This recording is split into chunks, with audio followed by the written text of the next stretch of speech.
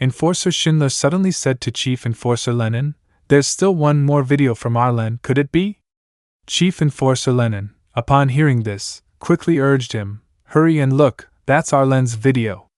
Schindler, startled by the urgency, responded, "Ah, yes." Immediately, he pressed the play button. The scene that appeared was the intense battle between Lu Shing and Arlen. Seeing this, Schindler's face turned pale with panic. He muttered, "This is the video of Arlen fighting with him." Chief Enforcer Lennon was shocked at the scene. His jaw dropped, pupils constricted, and he blurted out, How could this be?" At that moment, Lennon seemed to realize something. He stood frozen, mouth agape, then, clutching one side of his face, his eyebrows furrowed and his eyes filled with unease, he said, "I get it now, that person isn't from the AMU Star Zone Enforcement Bureau," the chief continued, sweat now forming on his forehead. "In fact, I suspect he's not even a registered citizen of the interstellar domain." Before he could say more, Schindler suddenly interjected again. "There's still one final document here." Hearing that, Lennon quietly clasped his hands together and said, "Open it." Beads of cold sweat trickled down his face. He muttered nervously, "If my guess is right." The information system displayed before them revealed: name, Lu Shing. Age, 21, strength, level 9, identity, native of Resource Star Level 1, code A28462, by Ms. Star Zone, current status, Tier 3 citizen of AMU Star Zone, note, combat strength equals level 11 powerhouse, confirmed to possess an extremely powerful transcendent life physique, exact grade unknown, possibly above. Solar radiance. Potential rating, SSS. Upon seeing Lu Xing's profile, Chief Lennon suddenly trembled as if realizing they had lost something invaluable. So he really is a native of that planet. Schindler gasped after reading the data. Level 9 martial prowess, combat power equal to level 11, a native of a level 1 resource star, possibly a transcendent life form above solar radiance. SSS potential. To think all those words could even go together. Suddenly, Lennon slammed his fist down hard on the table and shouted angrily at Schindler, "You idiot! He must have bribed you with some merit. And you didn't bother to do a proper background check." His furious expression was terrifying. Arlen refused to submit the documentation and used the excuse of questioning to take away 2 of our Star Zone's enforcers. All just to stall for time. He continued, to buy enough time to take this native genius, Lu Shing, back to AMU Star Zone before we figured it out. Just then, a memory of Arlen flashed before Schindler's eyes, his body tense with sweat, pupils shrinking in horror. Lennon continued to review the data of this astounding talent, murmuring in disbelief, "So this person belongs to our jurisdiction?"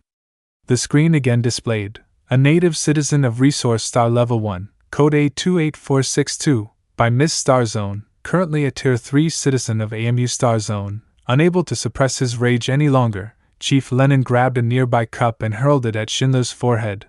"Look at what you've done!" he roared. Schindler dropped to his knees, terrified and drenched in sweat. "Yes, sir, I was wrong!" he cried.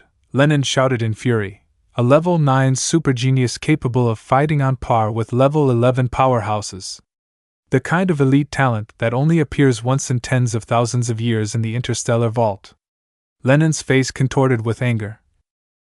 "And yet he just walked straight past us and became part of AMU Star Zone, right before our very eyes." Knowing the magnitude of his mistake, Schindler kowtowed hard to the ground and pleaded, "I'm truly sorry." Lifting his bloodied forehead, he begged, "Please, sir, give me another chance." But Lennon ignored his words and turned away, saying coldly, "It's too late, Enforcer Schindler. I no longer think you're fit for this position. Take some time off." Schindler quickly replied, But seeing Lennon didn't want to hear any excuses, he was left speechless. Meanwhile, in a high-class hotel in the AMU Star Zone, Arlen said to Lu Shing, "For now, just rest here for a few days." He spoke with a joyful smile, "You're in luck. Our AMU Star Zone's prestigious academy is currently recruiting new students. When the time comes, I'll personally escort you to get your potential evaluated, specifically, the grade of your transcendent life physique." At that moment, Lu Shing turned to look at Arlen and responded, You seem to be in a pretty good mood." Upon hearing that, Arlen scratched his face awkwardly and said, "Really? Haha, I guess I did run into a bit of good fortune. Oh right, the reward for you destroying the Chi Tong Stellar Bandit group will be delivered soon. I'm sure it won't disappoint you." Before leaving, Arlen reminded him, "Get some rest first. When the time comes, I'll come pick you up." Lu Shing waved in response. "Thanks, I appreciate it." The two of them then headed in opposite directions. A satisfied smile appeared on Arlen's face. Suddenly, a call came in, causing him to pause. He answered calmly, "Yes, Enforcer sir." A woman's voice came through. "Arlen, you did very well this time. I'm quite pleased. Come to my office." Arlen immediately replied, "Yes, ma'am." As he walked away, he chuckled smugly, "Ha ha ha, today really is a good day." Meanwhile, Lu Shing was wandering around the hotel lobby. Suddenly, someone called his name, causing him to stop and turn around. "Honorable Mr. Lu Shing, your room is ready." The one welcoming him was a seductive fox girl wearing a tight outfit. "We will escort you there immediately. This way, please." Chest forward, hips back, and especially that long, alluring tail. Seeing her, Lu Shing blushed, eyes fixed on her tail as he thought, that tail. Lu Shing had always had a soft spot for fluffy things, and right now, all his attention was focused on her tail. Leaving her confused by his gaze, she smiled and said, "Our hotel also offers special services, Mr. Lu Shing."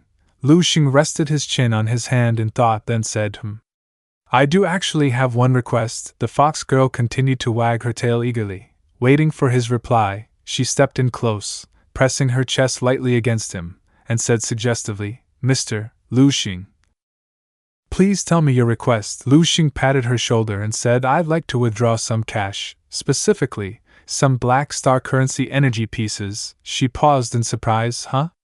How much would you like to withdraw?" "Let's start with 5 million, he replied, thinking to himself, "There's 10 million in the card, half should be enough for cultivation." She smiled and replied, "Certainly, sir. Do you have any other needs?" Lu Xing shook his head. "Nope, goodbye." With that, he closed the door behind him, leaving the fox girl standing there blankly.